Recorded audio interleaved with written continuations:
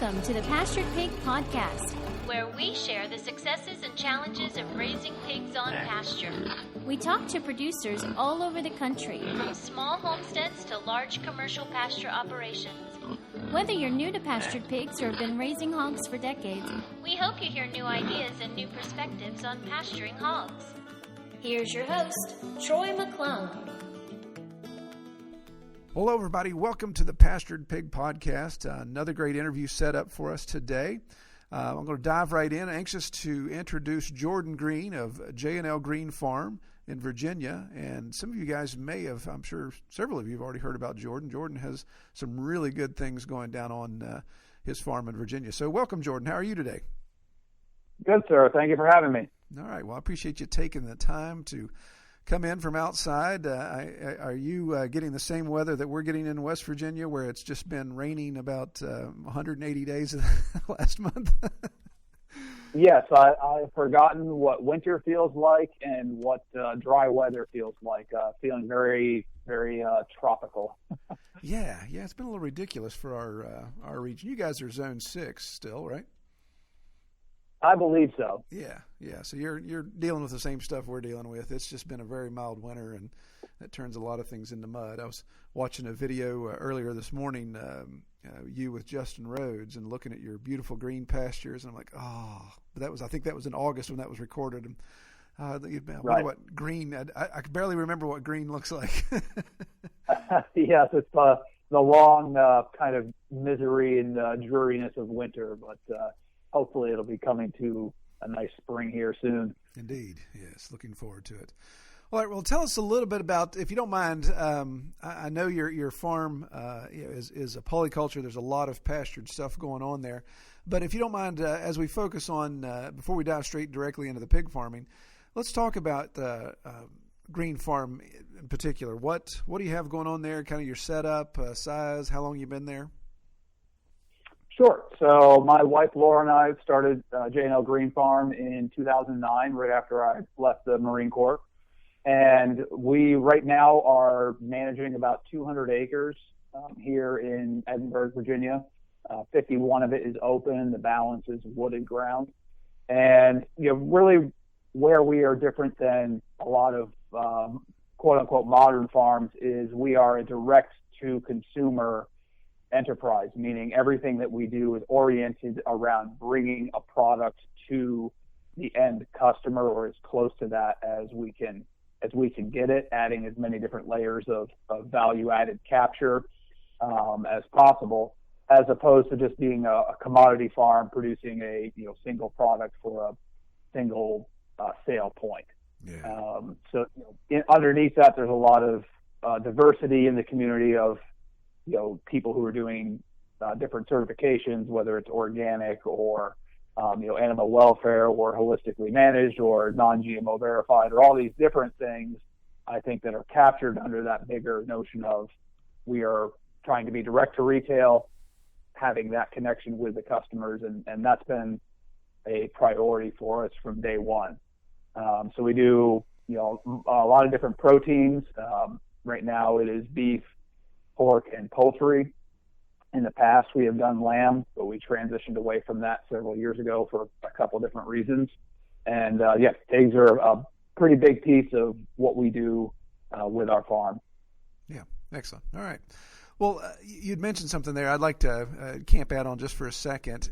You'd mentioned a stint in the Marine Corps, and then I believe before that you had an apprenticeship at Polyface. So tell us a little bit about each of those, and then maybe what the two of those together, how they gave you the experience you need to do what you're doing now. Yeah. So, growing up, I grew up in the outdoors. My parents were caretakers of a large lake forest preserve in upstate New York as a child. So I was out in the woods building forts, running chainsaws at probably too early an age to be safe. But fortunately, I'm still here and in one piece. When we moved to Virginia in the 90s, one of my first jobs was working on a farm, and that was something I really enjoyed doing. It kind of hit all of the wickets for things I enjoyed. but they were a commodity farm producing, they raised broilers for eggs that would then be hatched into the Cornish cross that would go into meat houses. And I knew that was not something I particularly enjoyed doing, so we were at the same time becoming acquainted with Polyface. It was right after Joel had written one of his first books. It was kind of like the mid-'90s. And, we went down and toured the farm, and we ended up home churching with the Saltons for a while, so I got to know them and, work with them on Sunday afternoons for chores and things.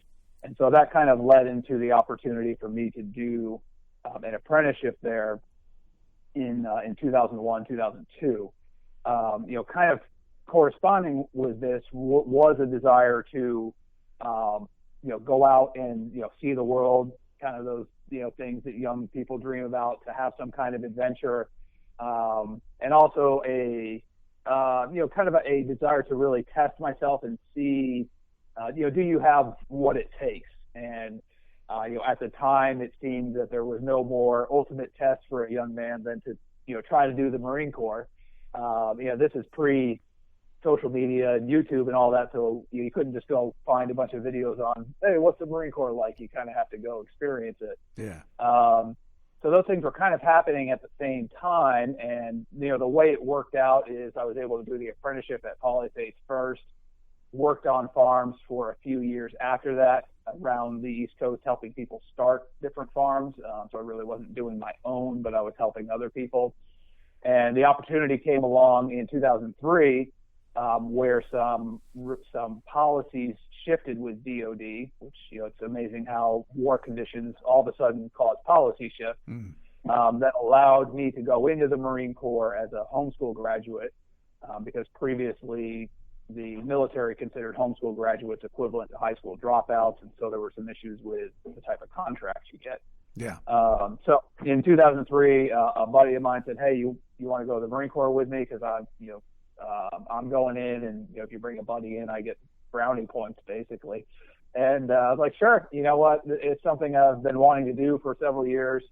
I feel like it's a worthy endeavor to undertake, and it's something that you do as a young man. You can farm when you're 40 and 50. I don't see anybody signing up for the Marine Corps when they're 40 or 50. So right. If this is an I'm going to scratch, I better do it young." And so he and I went off in August of 2004 and did boot camp, and that was an experience. And then went out to the fleet for 4 years and change. And so I did a 5-year contract with the Marine Corps. I worked on F-18 fighter jets, which is quite unrelated to farming, but it was a good experience, and certainly learn a lot about yourself, how to work in stressful environments, how to work with other people, really how to manage chaos. And those were some very good lessons that came back to the farm with Laura and I when we made the decision in 2009 to get out and go actually do this farming thing. Yeah. So that 5-year contract, were you Oconus the entire time, or? I'm sorry, was I what? Were you Oconus outside of the continental United States, or were you in country the entire time? Yeah. So I was stationed in South Carolina, but I did 2 deployments to East Asia. Gotcha. While I was in, yeah. Cool. All right. Well, thank you for your service, of course. I appreciate that. That's Marine Corps. Wow. Yeah, especially at that time of the early 2000s. There was a lot going on military across the nation, across the world. So yeah, there are just a few things. Yeah. All right. So let's talk about your farm acquisition, because you're in what I consider some of the most beautiful farmland in the world. Granted, I'm not a world traveler, but I just absolutely love the Shenandoah Valley, that part of Virginia. So how did you come about the piece of land you're on, and what were the obstacles there? Yeah. So it really ties back to when the first couple of years after we moved to Virginia and building relationships inside of the community. We were doing a local farmers market. I was selling some goat cheese and goat milk very illegally, and I got shut down by the state eventually, but that's another discussion. That's right. Yeah, I was bootlegging the goat milk. Virginia has a reputation of liquids being bootlegged around. So, yeah, exactly. Well, go with it. Raw milk is the new whiskey. Right. But anyway, there was a couple that had a farm that we kind of knew. And while I was in the Marine Corps, they were letting me come back and cut some lumber on their property for a little furniture thing I had going on. And, we started a conversation a couple of years before I got out about they were looking for someone to come back and manage their farm and do something. And so they, gave us the opportunity to have a piece of land to start with. And so that was the first place we operated on. From there, we branched out and leased a couple other pieces of property. And over the course of the 10 years that we've been in business, we've kind of concentrated onto one bigger farm that's right next door to the first one that we had. And, that's, again, relationships with landowners is what opened that door, that our current farm owner saw what we were doing on the neighbor's place and gradually let us start taking over pieces of his farm as he was retiring away from it. And, it got to the point where we had the entirety of the farm and we were able to structure a lease that was, beneficial for us and for him and had some kind of shared responsibility and shared risk that has worked out pretty well for the both of us. But, really, if I had to say what is the most important element of finding land and acquiring land outside of straight purchasing it is being involved in that farming community, building relationships with landowners, and then as you get started on a place, letting them see how you operate, what your principles are, what your vision is, what the integrity of your business, is, and see what kind of opportunities present themselves. And so by having management systems for our animals that are very portable and adaptable to different pieces of property, it's not as complicated for us to move from one farm to another if we have to, because everything is portable and mobile. And so we can just pack it up and move from point A to point B if necessary. Yeah. And that's huge. That's obviously that echoes the Salatin model. Obviously, but I really, really appreciate it. I think that's some great advice you're giving there. And I know there's so many people that I interact with that they feel that land ownership is really the only way to go. And that becomes an obvious economic barrier straight out of the gate. But I think it's absolutely. I think it's incredible when you look at, and I know we're going to get into this a little bit more later in this discussion about your consulting services, but you have the experience in showing people that, a mutual beneficial relationship with a landowner and this type of farming operation where there's not hundreds of thousands of dollars invested in infrastructure, as far as permanent infrastructure goes, can really make right. for some great situations there that you could be farming a piece of land until you're ready to hang it up for good and it never have to be in your ownership.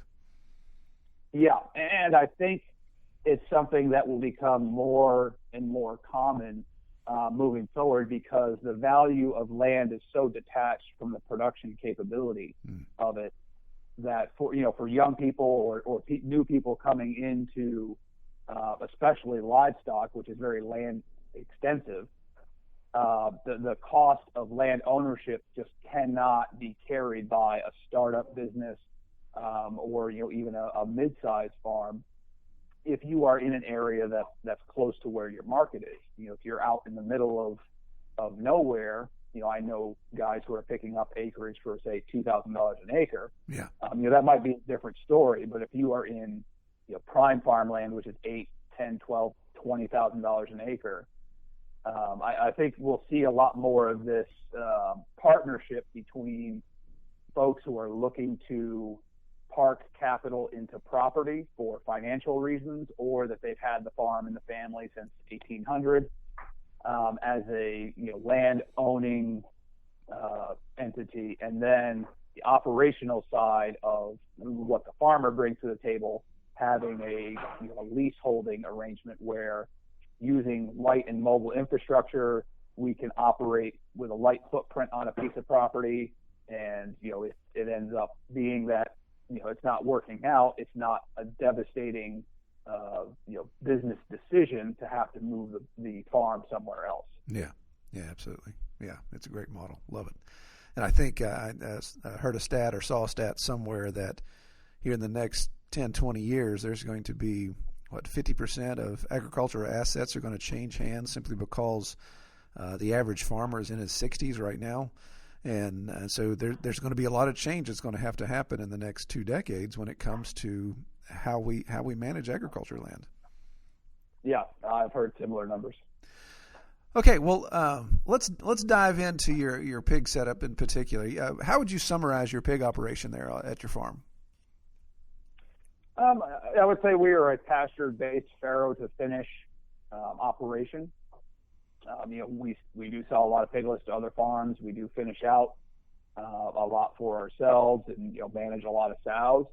But we're trying to orient as much of the production model as we can on integrating the pig into a broader, kind of more holistic management package of multi-speciation, multi types of forage, and even trees, and using the pigs as a tool to help manage the ground, as opposed to just being a destructive force that's occupying certain numbers of acres on the farm.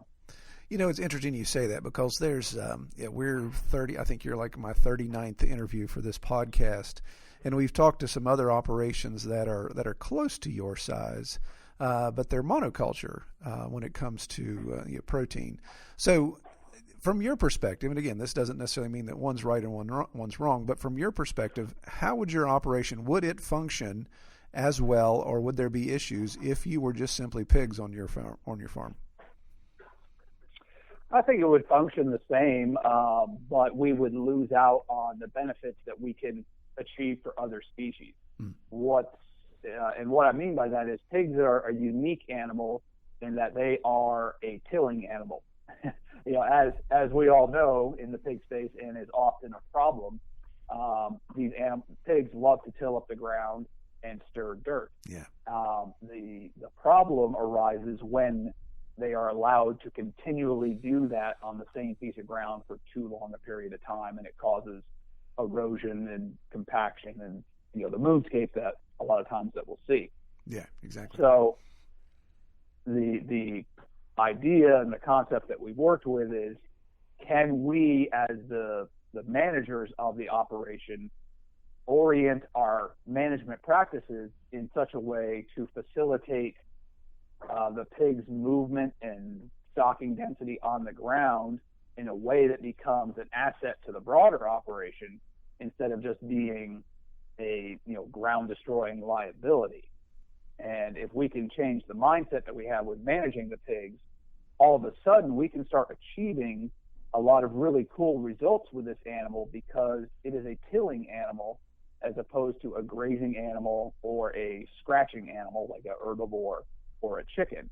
And using the pigs, we can eliminate a lot of machinery from this operation if we're trying to plant, say, high-value forages or cover crops. We don't have to have tillage equipment or planting equipment, because we have an animal that will do a pretty decent job at doing both if we just manage its impact properly. And that's been the experiment for the last many years that we've been doing this, is trying to tweak how do we manage this animal in a way that we can get broader results for other species with it. And we could use the pigs to come back over the same piece of ground and harvest a high value forage, but we're getting a much better return by pairing pigs with an herbivore and with an omnivore like a turkey or a chicken. And so all three of those species on a particular piece of ground can really produce some pretty amazing results. Yeah, and again, I really like what you're saying there, and echo the benefit of looking at, again, when we get back to land per acre being such a premium, and the cost associated with that, when you can have multi-species crossing the same piece of land within a same growing cycle, and it be mutually beneficial versus mutually destructive, I think that it really just opens the door for a lot of scalability and a lot of growth in that area. Yeah, absolutely. Okay, well, I know you talked about. I know you're farrow to finish, so obviously having boars on farm. How many sows do you normally keep in rotation in a year? It's been going up every year for the last 4 to 5 years. Right now we have 160 plus or minus sows. We'll probably be up around 200 or so by the end of this year, and we'll just kind of see where it goes from there. Wow. That's a lot of management. Excellent. There's a few, yes. Yeah, no doubt. So, do you farrow all year long, or do you just keep it in the warm months? How do you manage that? We farrow year round. So the way that we manage the sow herd is it's not all 160 in one group. We have autonomous, homogeneous groups of sows that are anywhere from 15 to 30 animals in a group. Oh, gotcha. And so they are ones that were selected as potential replacement gilts together. They were grown out, and then sorted out at, 225, 250 pounds, into a smaller group, and that's our development group. And then, bred, and we see how they do as first-time gilts. But that group of sows of, 15 to 30 head, they will always be together until they are retired, AKA culled. Right. And they are independent of every other group on the farm. And so by having, right now we have 7 groups like that, that gives us a very fine-tuned level of control that we can put boars in this group, and we can pull them out and then put them into another group. And so the way we have it set up right now, we are farrowing, weaning, and breeding different groups of sows every month. So, around about the first week of the month, we know, group 7 is coming into their farrowing window. So we are beginning to orient our actions with that group a little bit more intensively because they're about to farrow. Whereas the ones that are being bred or just gestating, they're pretty low key. And so that allows us to have a continual supply of piglets rather than just having a shotgun approach, where they're just being bred at random and farrowing at random, and you hope you can go collect up pigs when you need them. Despite it being in the woods and on the pasture in a very spread out operation, we do try to have a very high level of management with each group of animals. Yeah. What about overwintering when it comes to farrowing? Do you have shelters? Do you still let them farrow on pasture? We've done a little bit of both. For a lot of years, we used a farrowing shelter that we have out on pasture, and that actually worked really well in cold weather. We were talking earlier about the kind of winters we've had for the last 2-3 years where it has not been cold and snowy. It's been 35 degrees and raining. Yeah. And that's actually been a much bigger challenge for us than the cold and snow. And so this winter is the first year that we've actually established a farrowing facility where we will bring a group of sows out of the field about a week before they farrow, and they are going into a farrowing barn where it's loose housing. They're still together as a group, and they actually farrow together as a group. And we're farrowing under roof as opposed to trying to use shelters out in the field and dealing with the mud. Yeah. And I would say that's been a lot. We've had a noticeable improvement in mortality and just the stress that I think it's putting on both the animals and us, because it's not the most pleasant experience to be dealing with mud and water and all the joys of 35-degree rain. Right. On a continual basis all winter long. So that was kind of a big step up for us, though.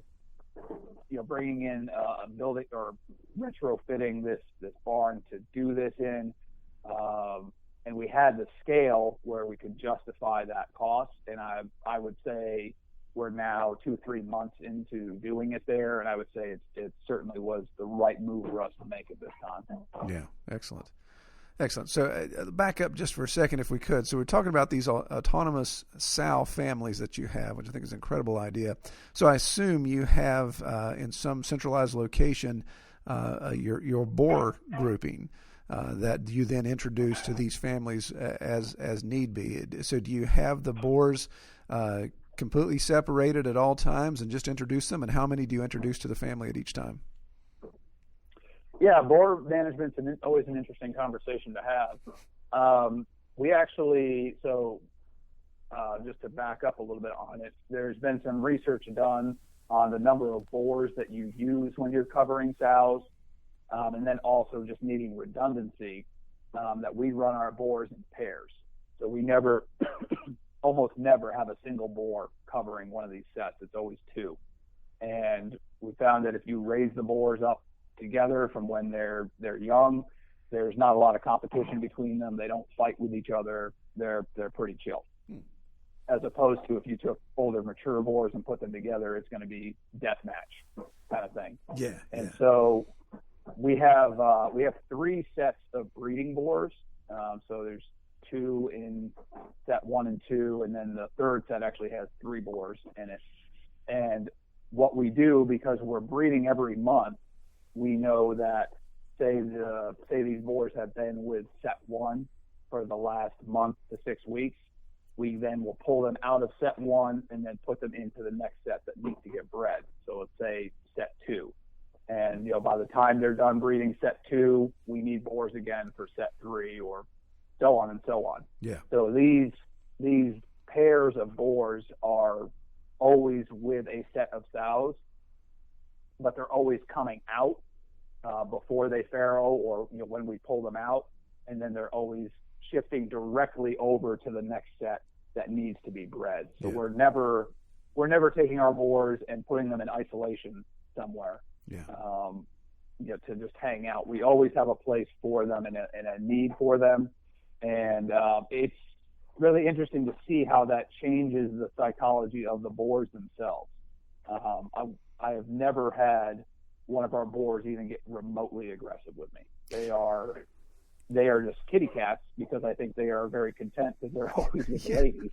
Yeah, I mean, that's fantastic. I mean, it's in my mind, I'm thinking, what's the easiest way to identify the boars on your farm? Well, the ones with a perpetual smile on their face, because they, that's right. As you said, they're not being isolated. And it's funny, our older boars that are used to how we handle them, when we bring the trailer in to load them up and move them to another set, we've had boars that we bring the trailer in, we open up the gates, and they jump right on, and they start chopping their mouth and foaming, and they're high-fiving each other.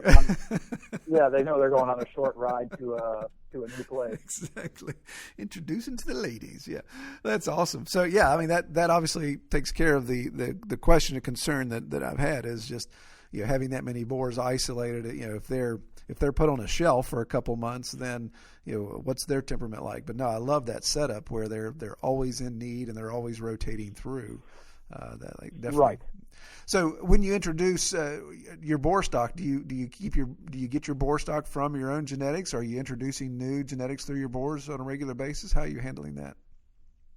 No, we're running a closed herd, so we're developing boars from our own genetic pool, and I think we're at a scale where having too much of a line breeding issue has not been a problem, because we know that if we raise up some replacement boarlings from an even numbered set, we will have no issue using them on odd number sets, and vice versa. Yeah. All right. Excellent. Well, let's transition, if we could, a little bit to your pasture process. If you wouldn't mind, I know you use a rotational process. I know you use Premier One hog netting.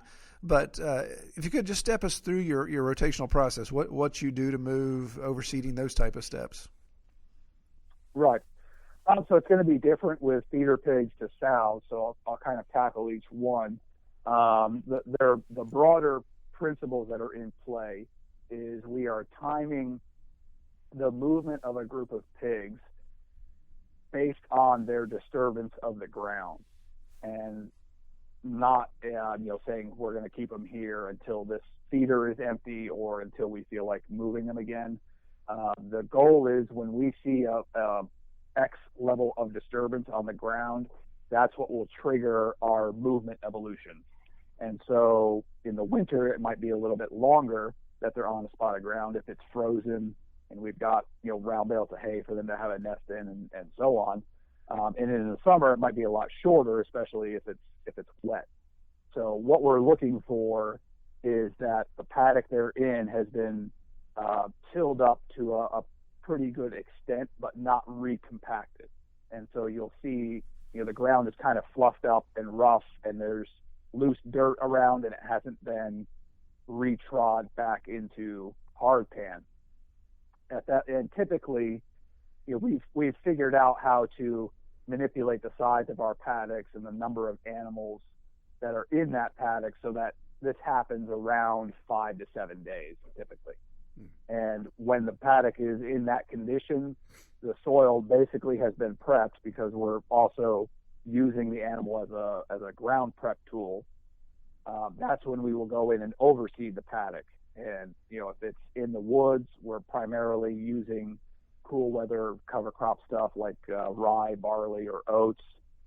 If it's on the pasture with our feeder pigs, it'll be more contingent on the time of year that it is, and if we're trying to get a high value forage out of this particular rotation. So like right now we're still doing barley, but starting in probably May we start doing more high value stuff like forage sorghum, pearl millet, other kinds of fast growing high energy forages that we can use for the herbivores.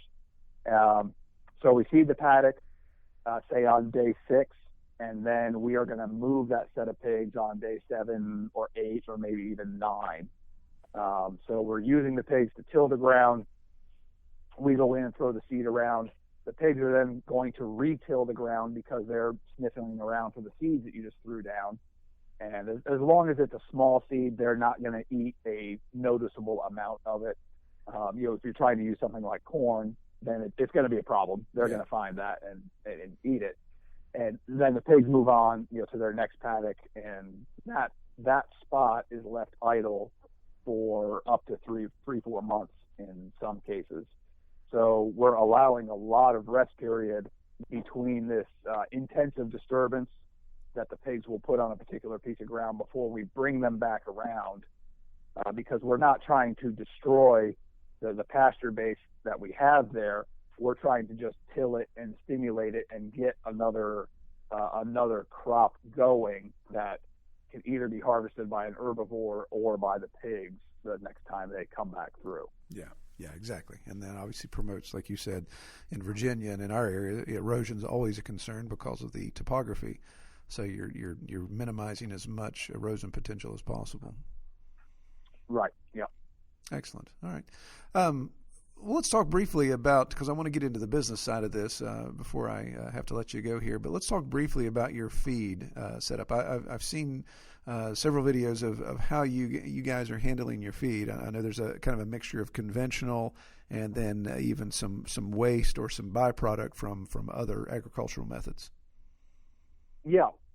Well, feed is one of those things that is one of the biggest cost areas with hogs, as anyone will know who's listening to this. It's also an area that you can reduce that cost with scale. And so it's not worth grinding your own feed if you're doing 10 pigs a year, but if you are doing 1,000 pigs a year, it certainly is something worth looking at, because it's a lot cheaper to source those bulk grains, and it's definitely cheaper when you buy them by the tractor trailer load. And so we got into doing our own feed probably 4 years ago by picking up a grinder mixer at an auction at a pretty good price, and that's kind of what launched us into doing it.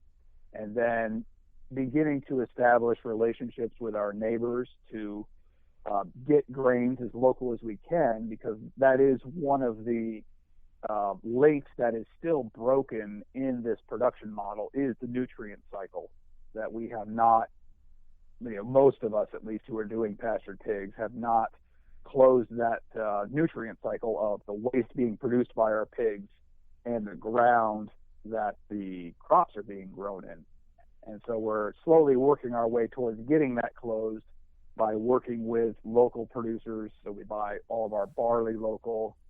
This year, all of our corn is going to be grown locally. And I'm hoping to get to the point where all of our compost from the farrowing facility is now going to go to that ground where the corn is grown, and slowly start closing this nutrient cycle. But also, another reason that we got into it was wanting to utilize waste feeds. It's something that is in the news a lot, how much food is wasted and just thrown in the landfills, and what a tragedy it is, and what should we do about it. Not very often, though, is the solution of using an animal to recover the value out of that food something that is really talked about. But pigs, being an omnivore, as we all know, will eat just about anything, and are more than happy to eat food that you and I would not want to eat, or that has been discarded from an industrial processing center. And so what we've been able to do is establish relationships with apple packing facilities in the local area, as they are sorting through the apples from really July even to right now. They're pulling these bins out of coolers and packaging up the 5-pound bags of apples that are sold at the store. There's quite a few that are rejected from those bins and thrown away and just thrown into the woods. And so we've been able to get those waste apples directly from a packing shed. They're not very nutritional, but they are very filling. And so it's a good product to use for sows, especially gestating sows that don't have a high nutritional requirement for their diet at that time, but they do really love to have a full belly. And so we can, for the cost of 1 pound of ration feed, we could throw that sow 10 pounds of apples. And so we can cut back her ration feed by a pound or two and give her 5 or 6 pounds of apples, and she's a much happier sow all day with this full belly of apples. Yeah, I mean, that's a very interesting concept. I really like that and love to explore that more. So we got to be careful not to wash out their nutritional requirements and only feed them apples. But it's a really good tool for I call it a sow contentment element. That they're happy and they're not fussing at the fence and crying every time we drive by because they're hungry. The other thing that we're able to do is get waste peanuts from a peanut mill in North Carolina, that is packaging, all types of peanut products. A lot of peanuts actually fall out of the machine as it's being processed through and are just swept up from the floor when they clean out, from a particular run, or some, idiot on the line when they're mixing up trail mix pulled the wrong lever on the ingredients and it was all screwed up, and so all the trail mix is thrown away. We're able to get tractor trailer loads of peanuts from this facility on a monthly basis that otherwise would be, landfilled or disposed of some other way. And that's by combining these sources for different types of waste product, whether it's the apples or it's the peanuts, or even now we're starting to use soybean meal instead of using whole soybeans because of the fat in our rations being made up with peanuts. And so we can go to a high protein soy meal, which is also technically a waste product. We can start cutting down this cost on what it costs us to keep a sow for a year or to grow out a feeder pig. And if you can save $50 a sow on feed, that makes a big difference when you're talking about 100 sows or 200 sows or hundreds of feeder pigs. Those costs really start to add up to a lot of savings when you look at it in the snapshot of a yearly financial outlook. And so this has saved us probably about 30 to 40% on our feed, as opposed to just getting our feed from Tractor Supply or Southern States or anywhere else that you would find pig feed. And it's also worked really well as a marketing tool to address this waste issue. Saying we can say to our customers, hey, waste food is an issue. There's a lot of food being thrown away, but we can help solve this problem with this wonderful animal called a pig that loves to eat all these waste foods. And by the way, it also turns it into some pretty delicious pork chops and bacon. Yeah, that's incredible. I mean, I love that hook there at the end, like you said, of allowing some discussion and encouraging some discussion on waste streams. So it ties back into your marketing. It ties back into the value add of what you're doing with your business there to get people more interested in your product. Yeah, absolutely. All right. Well, I've got, my goodness, I wanted to transition into the business side of your operation, and I've got like 7 points here, but I'm not going to keep you for another 40 minutes to go through. So I'm gonna hit the high spots here. So we can go lightning round. There you go. All right. So one thing you've mentioned already in our podcast, and I've seen in some other discussions.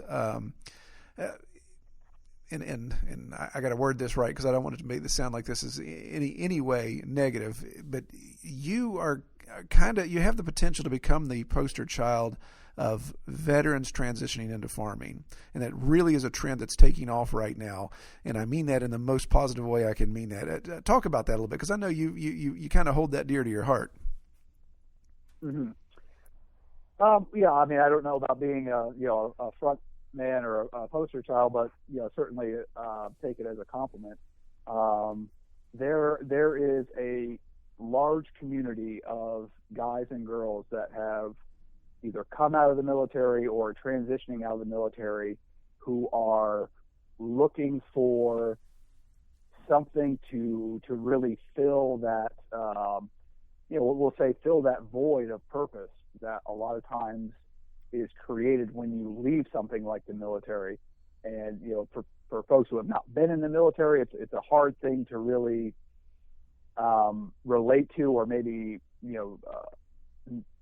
experience. But when you are in the military, you're in this community of like-minded people. It's still a diverse group of people, and you have lots of different personalities, and you have conflict to deal with. It's not a bunch of robots, but you are all there to do a specific thing, and for the most part, it is a noble thing, and everyone is trying to be better for themselves and to accomplish a mission.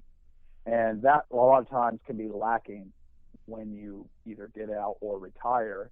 And for a lot of folks, they look at agriculture, especially the farm to table or local food movement, and they feel this pull of a renewed sense of purpose, of challenge, of a place to grow, and really, in a way, test yourself on something new that maybe you're not so sure about accomplishing, but it gives you that challenge of something new every day, managing diverse scenarios, having an element of risk. Obviously not as risky as bullets being shot at you, but when you're loading a group of pigs onto a trailer, that will get your adrenaline going. Yeah, it seems very challenging for sure. Yeah, so you're seeing this community of folks that are coming out of the military, moving over to ag, and they are feeling this sense of purpose again that they may have lost along the way. And for me, that's something that I really feel strongly about. I relate to a lot of these guys and girls when they come out to the farm because we've all got boot camp stories and stories about in the suck and all that. And it's a neat community that is built on a pre-established camaraderie of we've all also had a similar experience in the past, and we have this shared journey of moving into a new mission and a new set of experiences in tackling this next kind of big idea, this big mission of how do we solve the agricultural crisis really that is confronting the American farm community. Yeah, fantastic. I love it. Yeah, and we have. I'm fortunate enough to rub shoulders with several guys here in West Virginia doing the exact same thing. Veterans that have served, have come back and are building some really successful farms, small size or in some larger, but it's really neat to see that transition. And it, like you said, it makes sense. The challenge, the every day something's new, it just really seems to fit that model. Our state government's even embraced it with some local nonprofits, and they've got we've got veterans learning how to raise different crops. One in particular is lavender on these strip mines in southern West Virginia, where it's all rocky soil now, and lavender loves a Mediterranean style rocky soil. So it's really neat to see, hey, taking land that somebody feels is an actual eyesore, turning that into something that can produce, but at the same time giving veterans an opportunity and a purpose and a job. It's just really neat to see all that come together. Yeah, well, in the veteran community, we joke around that we're all very acquainted with suffering. Yeah. So we look at something like a mine like that, and instead of seeing it as this huge, insurmountable obstacle, the attitude is more like I can do this. I can take this on. Yeah. Yeah. Well, for a lot of guys, it's kind of funny. The joke was, well, this is kind of looks like Iraq now, so it's really not that much of a difference. Right. Yeah. I've seen this terrain before. Yeah, exactly. But awesome. Well, man, yeah, I love that, and I totally respect that whole position and respect any insight that you give other veterans into doing that transition, because I think that's just an awesome way to provide for men and women that have done their service for our country. So that's just incredible. All right. Yeah, and I'll just tag on the end there. For a lot of guys, there's certainly an element of healing involved with it. Yeah. I was fortunate in my experience that I never had to see a lot of the trauma or experience the trauma that a lot of guys have, either through, just horrific injuries to themselves or to their buddies. But there is certainly an element of just peace and healing that a lot of these guys experience and really need, that farming can give them. Yeah, excellent. Well said. Well, I'm going to wrap up with one last point here, and then like I said, I'll let you go. I know you got stuff to do on farm today, but so your life experience that you've gone through with the Marines at Polyface, your pre-farming days, your farming days as a kid, and of course now you're 8 years, 9 years, almost 10 years into this. So tell me how that's transitioned or prepared you for farmbuilders.com, which is your website, your business consulting side, and give us a little discussion there. Sure. I think I've always had a kind of a teacher's heart for developing ideas and concepts and then sharing it with other people.